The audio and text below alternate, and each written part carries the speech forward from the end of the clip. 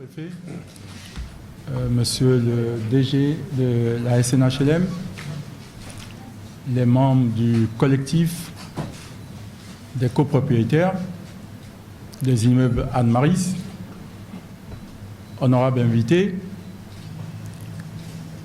ce soir, c'est un jour qu'il faut marquer dans les annales de l'histoire. Pour la simple raison que cela fait quand même, je ne dirais pas 20 ans, mais 15 ans que nous nous battions pour avoir un accord définitif qui nous permette de continuer. Je remercie également l'équipe de direction de la SNHLM. Ce que je veux dire, c'est très simple. Il n'y a ni vainqueur, ni perdant.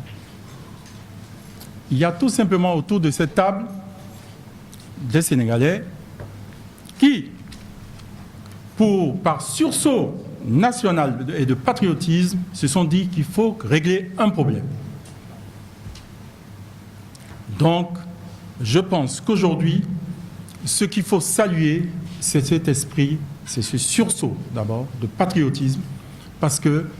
je peux vous dire que ce que nous avons paraphé, et jusqu'à la dernière minute, ça a été très dur. Les discussions ont été longues. Il y a eu des nuits blanches.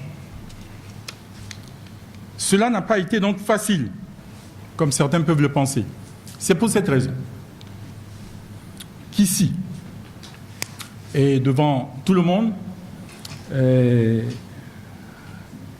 pense à quelque chose, Madame Baké, qui est membre du collectif, du bureau, m'a toujours appelé le dictateur. Et ça me fait rire quand on me dit le dictateur. Je sais que c'est pour rire, mais c'est pour dire tout simplement qu'à un certain moment, les discussions étaient très chaudes et il faut prendre des décisions. Aujourd'hui, il ne faut plus qu'après cette signature où nous avons reçu, nous avons eu quand même, je ne dirais pas 90 à 95% de satisfaction avec la SNHLM.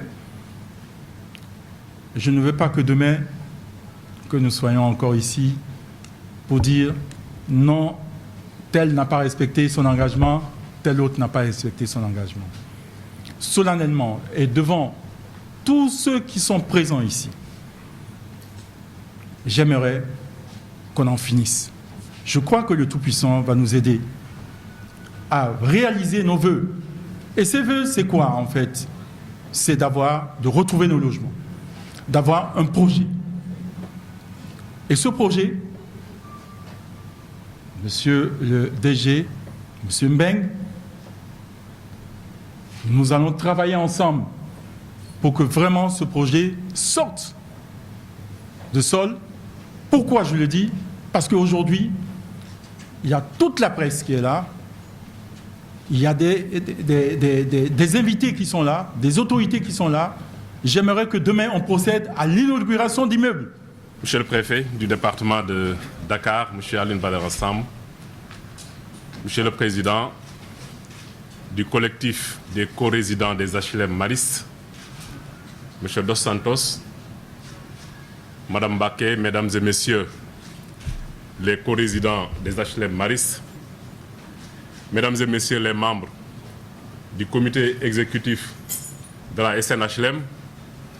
Mesdames et Messieurs les agents de la SNHLM,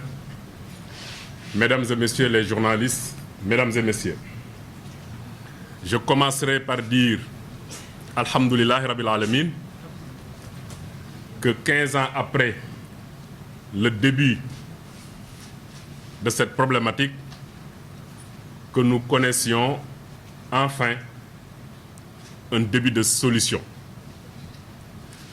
Je dis bien un début de solution puisque la finalité de tout ce que nous étions en train de faire, ce n'était pas la signature de ce protocole. Ce protocole devrait tout simplement nous permettre de donner une forme à la procédure qui devrait nous amener à ce que nous voulons, à savoir un nouveau projet dans lequel seront relogés les résidents, les propriétaires actuels des appartements des HLM Maris. Mais la véritable finalité, effectivement, c'est de parvenir à reconstruire sur le même site,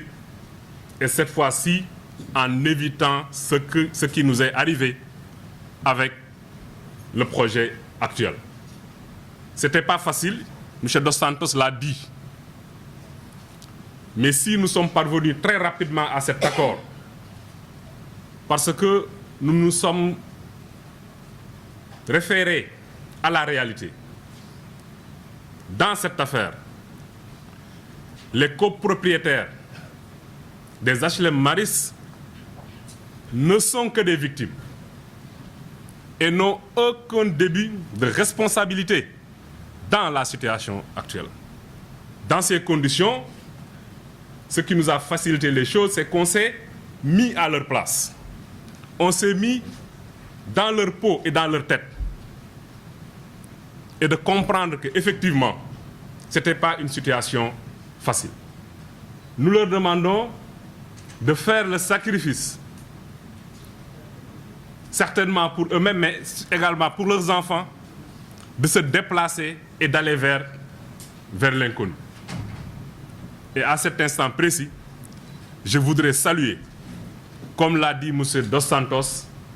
leur patriotisme, mais également la compréhension dont ils ont fait montre. C'est vrai qu'ils n'avaient aucun début de responsabilité dans cette affaire. Mais à un moment donné, ils sont dans l'obligation de partir. Et l'autorité publique ici présente, M. le préfet, était en obligation également de prendre toutes les dispositions avec la SNHLM pour rendre sauves les vies de l'ensemble des personnes qui occupaient les appartements des Maris. On s'est installé dans la vision du président de la République, Macky Sall. Ce n'est pas dans ce contexte où le président nous demande, le ministère, tous les ministères, le gouvernement, mais surtout la SNHLM, de voir comment mettre en œuvre son projet de 100 000 logements sociaux. Ce n'est pas à cet instant que nous allons mettre dehors des citoyens sénégalais sans pour autant nous assurer qu'ils seront peut-être pas dans les conditions optimales, mais en tout cas dans les conditions normales pour être relogés jusqu'à ce que ce projet-là connaisse son terme. C'est vrai, les résidents veulent qu'on aille vite pour qu'ils retournent. Mais nous aussi, SNHLM, au moment où je vous parle, la perte subie avoisine déjà les 4 milliards. Ñu yàlla maye benn jafe-jafe boo xamante ni nii am na léegi mu mat fukki at ak juróom ci HLM Maris boobu ak tey ñu ciy jéem ñi ñu fi jiitu woon it di ci jéem ba yàlla def tey jii 31 octobre 2019 ñi nga xam ne ñoom lañ ko seqal mooy ñi moom appartement yi ak SNHLM ci teewaayu état yàlla may ñu signé protocole bii nga xamante ni nii li na ci biir mooy li ñu déggoo ngir permettre ñu pour sauver ay dund ña nga xam ne ñi ngi dëkk ci HLM Maris ñu mën a génn ci seen teeyu bakkan ñu accompagner leen ñu installé wu feneen en attendant nag ñun li ñu yéene te war ko ànd ak ñoom ba tey muy ci site boobu gannaaw bi ñu daanelee bâtiment ya fa nekk yépp ndax bu ñu fàttee ni commission interministérielle de protection civile ñoo fa dem wax ni fii dëkk fi wóoratul ñu daaneel leen defaat fa beneen projet jeexitalu mbir mi nag nekkul bés bii tey bi ñuy signé ba la ñuy wax ni liñ ci bëggoon am nañ ko ci mooy ci kanam ci at yu néew ñu dajewaat ni kat ña génnoon te bëgg a dellu si ku si nekk ñëw nga duggaat nga si biir appartement fekk ko nag ci melokaan boo xamante ni dina ute ak bi mu nekk tey waaye it ci li ñu gis ak li ñu gisul tabaxen bi dina wuti ak li nga xamante nii moom lañ fa war a doon suñu taxawaay ngir mbir yi gaaw incha allahu taala dinañ ko taxaw ba satisfaction bi nga xam ne moom la ñu bëgg ñii nga xam ni ñi ngi leen di ci turu état préfet mën na ko def waaye mën naa ko tàmbalil di leen masawu bu baax a baax di leen jéggalu ci li xew te ñoom nekkuñu ci responsable waaye mu nekkaat occasion aussi ñun ñëpp Sénégal ñu xam ne acte booy posé tey fexeel mu rafet fexeel mu baax ndax ëllëg mën na la dabaat te bu la dabaatee lam lay jural ci coono mooy ëpp fuuf la nga xam ni soo ko defoon ci effort problème boobu du am kon maa ngi dellu sant ñëpp di gërëm ñëpp waaye surtout nag di wax alhamdulilahi rabil alamin jërë ngeen jëf. SNHLM, mon cher frère Mamadou Sy Mbengue, c'est mon frère parce que nous sommes de la même ville et c'est mon maire, hein, je suis né à Tivaouane. Et pour la petite histoire, je suis également fils de HLM. Hein. Mon père, je suis né dans les HLM. Si je donne ma bonne adresse, c'est HLM Tivaouane, villa numéro 14. Pour dire donc que je suis un des vôtres. Le général de la SNHLM, monsieur le secrétaire général, monsieur le président du collectif des co-résidents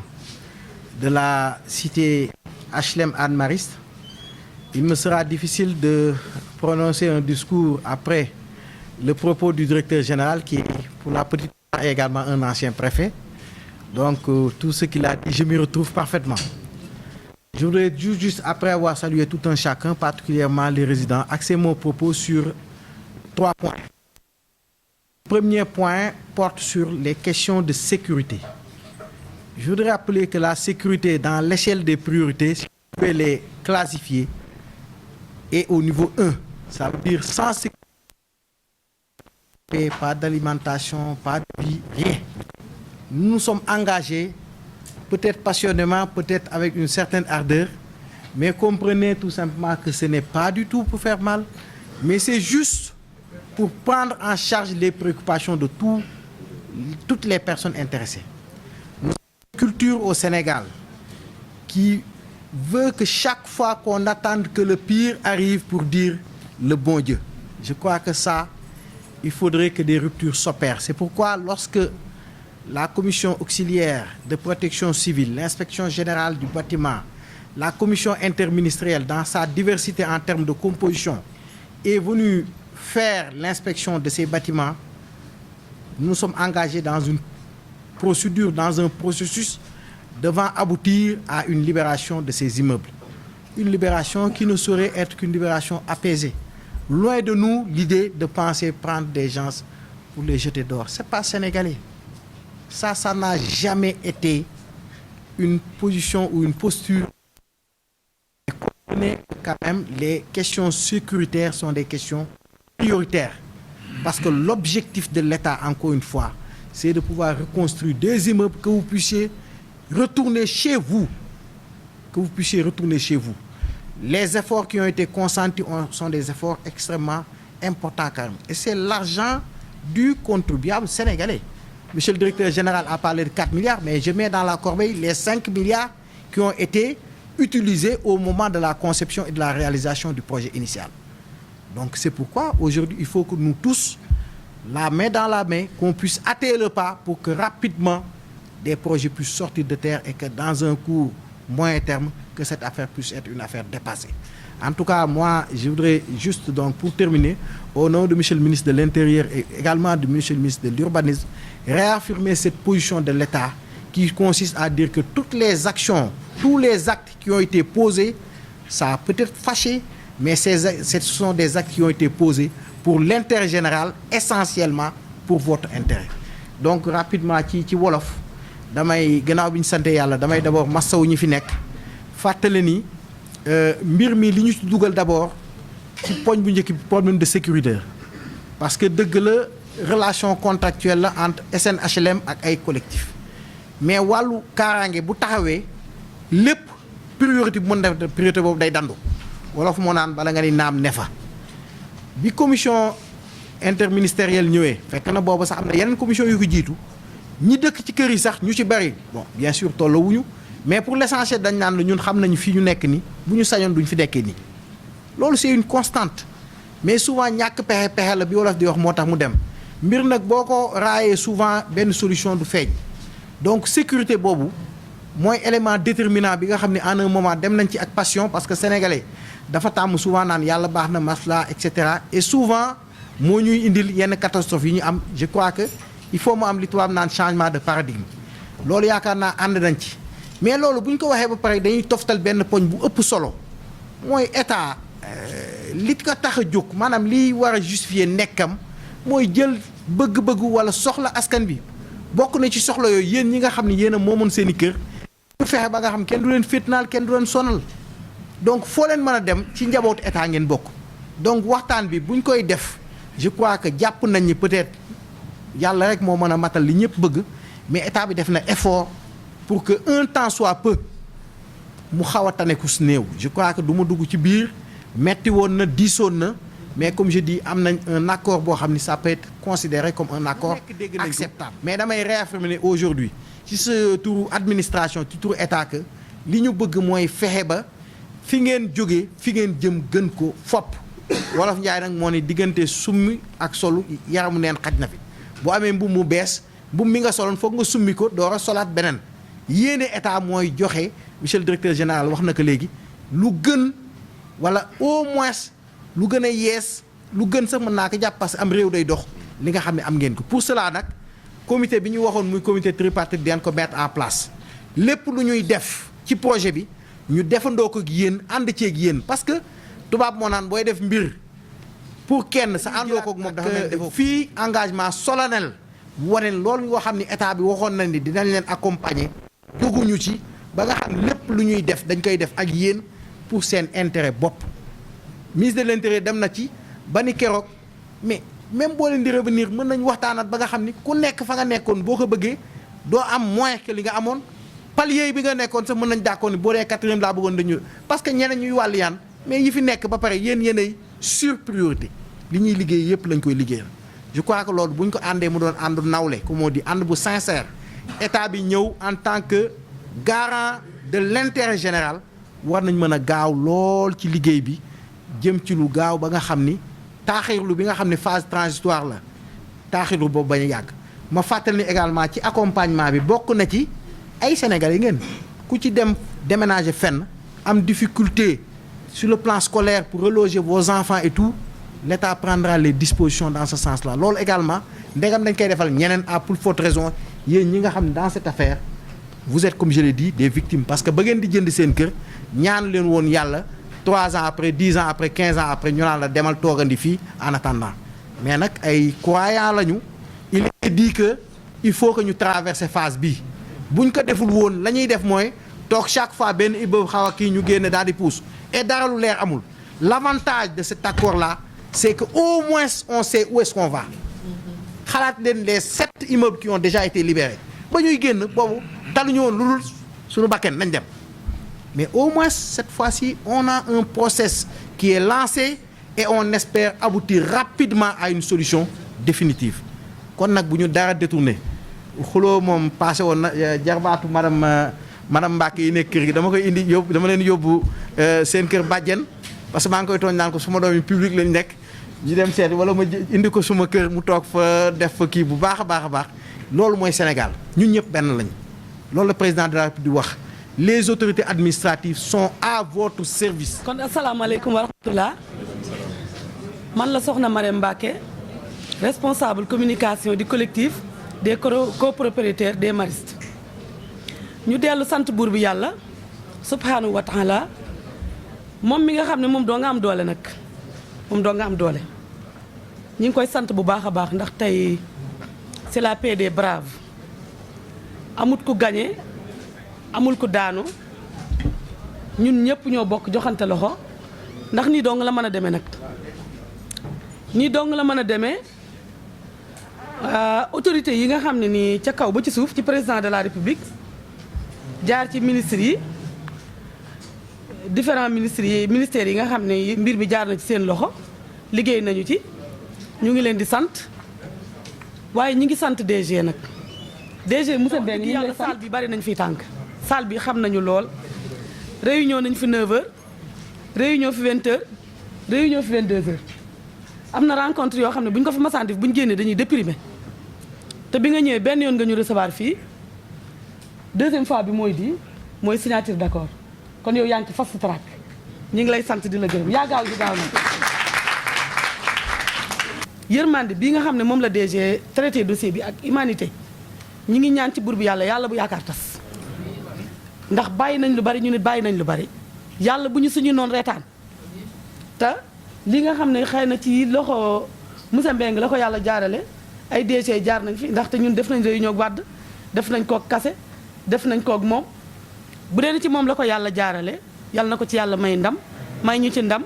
ba suñu noonu duñu ci reetaan duñu dellusiwaat fii ne engagement yi ñu jëloon ca télé ba kat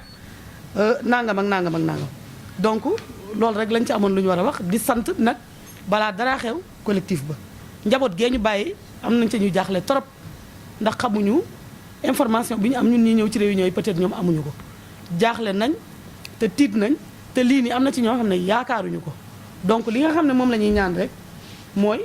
yal na li ñu tàmbali nii yal nañ ko tàmbali ci bismillahi rahmaani rahim eggale ko ci alhamdulilahi rabbil alamina yàlla bu ci cat dugg jërë ngeen jëf